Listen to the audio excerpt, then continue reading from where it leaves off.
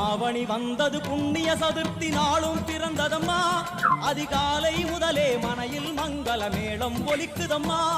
கஜமுகனின் வரவை காண குடும்பம் வாசலில் கூடுதம்மா மாக்கோலம் இட்டொரு மனை மேல் வந்தான்